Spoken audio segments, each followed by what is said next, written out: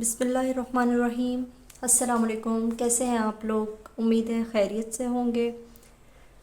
हमने अपना chapter number 2 atomic structure को स्टार्ट किया हुआ है। अभी तक हमने डिस्कवरी ऑफ प्रोटॉन और इलेक्ट्रॉन डिस्कस किया है और डिटेल से हमने डिस्चार्ज ट्यूब एक्सपेरिमेंट को पढ़ा।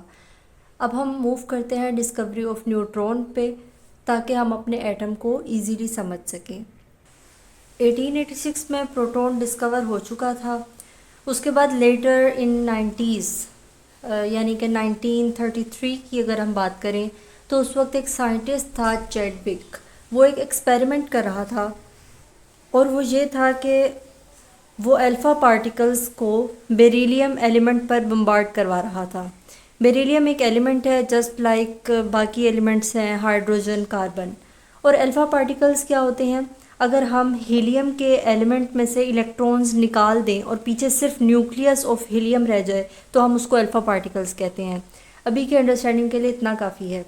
तो हीलियम का न्यूक्लियाई या अल्फ़ा पार्टिकल को वो बेरिलियम पर बम्बार्ड करवा रहा था। उसने नोट किया कि इसकी बम्बार्डमेंट से कुछ ऐसे पार्टिकल्स निकले हैं जिनका मैस प्रोटॉन के इक्वल है, लेकिन उनके ऊपर पॉजिटिव चार्ज नहीं है। जैसा कि प्रोटॉन पर तो पॉजिटिव चार्ज होता है लेकिन उन पार्टिकल्स पर नहीं है।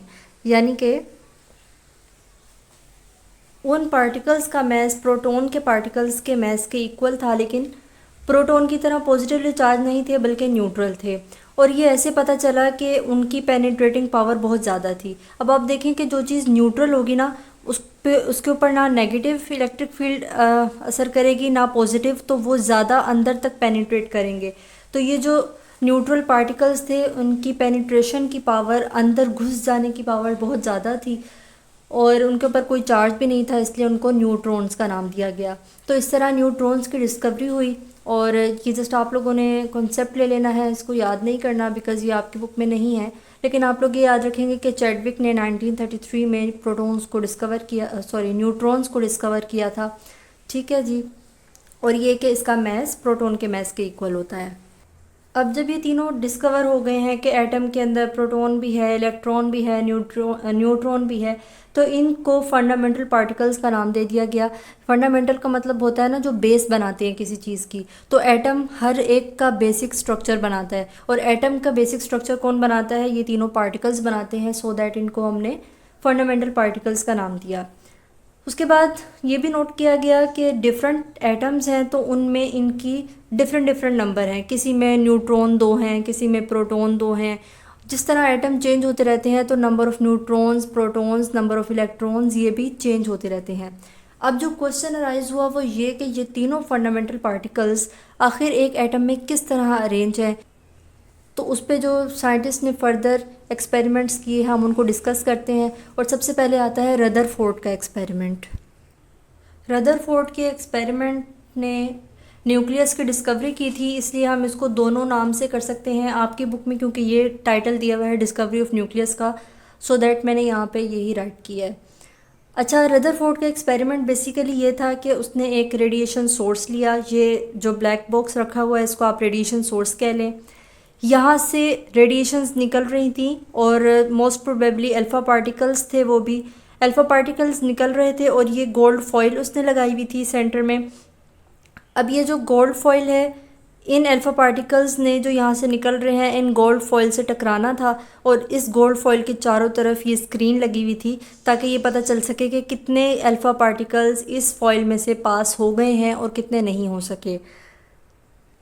जब ये अल्फ़ा पार्टिकल्स इस रेडिएशन सोर्स में से निकले और इन्होंने गोल्ड फॉइल में से पास होकर स्क्रीन से टकराना शुरू किया, तो रदरफोर्ड ने ये ऑब्ज़र्व किया कि बहुत सारे जो पार्टिकल्स थे वो तो बिना किसी रेजिस्टेंस के निकल गए और स्क्रीन से जाकर हिट कर गए।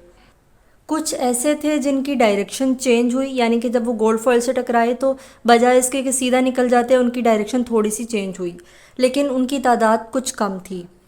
और बहुत थोड़े पार्टिकल्स ऐसे थे कि वो जब गोल्ड फॉइल से टकराए तो ना वो सीधा निकले ना वो टेढ़े हुए, बल्कि वो बाउंस बैक कर गए, वापस इधर ही आ गए, जस्ट लाइक दिस। तो इस एक्सपेरिमेंट से उसने कुछ ऑब्जर्वेशंस की, वो हम लिख लेते हैं और फिर उनको समझते हैं। सबसे पहला पॉइंट तो ये कि एटम के दो पोर्शन हैं।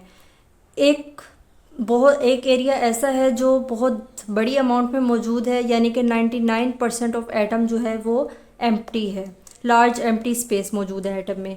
और 1% जो है उसमें एटम का मैक्सिमम मैस है। ठीक है, तो यही वजह है कि बहुत सारे जो पार्टिकल्स थे वो बिना किसी रेजिस्टेंस के निकल गए, क्योंकि एटम का जो काफ़ी सारा एरिया है वो एम्प्टी है। थोड़ा सा एरिया एटम का ऐसा है जिसमें दरमियान में कुछ ना कुछ मौजूद है जो डेंस है, जिसकी वजह से कुछ पार्टिकल्स ऐसे थे जो बाउंस बैक कर गए। और यही वो कॉन्सेप्ट है, जब हम एटम की 1D डायग्राम बनाते हैं तो हम इसी तरह बनाते हैं ना, जिसमें से जो एरिया डेंस है वो ये सेंटर का पोर्शन है जिसको हम न्यूक्लियस कहते हैं, और 3 में से 2 फंडामेंटल पार्टिकल तो इसी डेंस स्मॉल से एरिया में मौजूद होते हैं, जिसकी वजह से इसकी डेंसिटी बढ़ जाती है। बाकी एक जो फंडामेंटल पार्टिकल है इलेक्ट्रॉन, वो इधर एटम के बाहर वाले पोर्शन में पाया जाता है। ठीक है, और वो भी कॉन्टीन्यूसली रिवॉल्व कर रहा है, किसी एक जगह पर फिक्स नहीं है। यही वजह है कि एटम के 2 पोर्शन बन गए, एक लार्ज एम्प्टी स्पेस और एक स्मॉल डेंस एरिया। यहाँ तक क्लियर? उसने इस डेंस एरिया को न्यूक्लियस का नाम दिया और जो लार्ज एम्प्टी स्पेस थी उसको एक्स्ट्रा न्यूक्लियर पोर्शन का नाम दिया। ठीक है, उसके बाद जो हम कुछ चीज़ें यहाँ पे डिस्कस करते हैं, यहाँ तक रदरफोर्ड का एक्सपेरिमेंट एंड हो गया है, न्यूक्लियस की डिस्कवरी हो गई है। अब हम देखते हैं कि प्रोटॉन, इलेक्ट्रॉन और न्यूट्रॉन का क्या मैस है, क्या चार्ज है। ये आप लोगों ने ज़रूर याद रखना है, प्रोटॉन, न्यूट्रॉन, इलेक्ट्रॉन। सबसे पहले इनके मैस की बात करते हैं, और मैस को हमने लिया हुआ है किलोग्राम में। प्रोटॉन का और न्यूट्रॉन का मैस ऑलमोस्ट सेम है। ठीक है, 1.67 एक्सपोनेंशियल माइनस 27 किलोग्राम। न्यूट्रॉन का भी तकरीबन इतना ही है, 1.67 एक्सपोनेंशियल माइनस 27 किलोग्राम। जबकि इलेक्ट्रॉन का मैस इन दोनों के मुकाबले में बहुत कम है, ये -27 है, और ये यानी कि पॉइंट के बाद 27 ज़ीरो, और ये है पॉइंट के बाद 31 ज़ीरो, यानी कि बहुत स्मॉल हो गया है, 9.109 एक्सपोनेंशियल माइनस 31 किलोग्राम।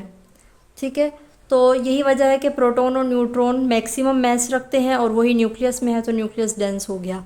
उसके बाद हम बात करते हैं चार्ज की। सबसे पहले न्यूट्रॉन के चार्ज की बात करें, उस पर कोई चार्ज नहीं होता।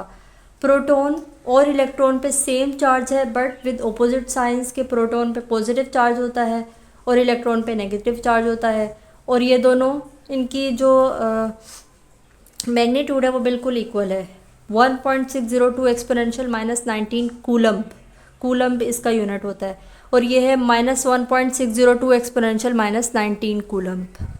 ठीक है जी, यहाँ तक समझ आ गई? कोई भी इशू हो किसी पार्टिकल के डिस्कवरी में या किसी एक्सपेरिमेंट में या मैथ या चार्ज को समझने में, तो आप लोग ज़रूर कमेंट करके पूछ लीजिए। I am available for you all the time. Okay, आज का मेरा और आपका साथ इस टॉपिक तक था, और इंशाल्लाह फिर हम नेक्स्ट टॉपिक पढ़ेंगे नेक्स्ट वीडियो में। कोई भी आपका फीडबैक हो या कोई भी क्वेश्चन हो तो आप लोग पूछ लिया करें। अपना ख्याल रखिएगा, मिलते हैं नेक्स्ट वीडियो में। अल्लाह हाफिज़।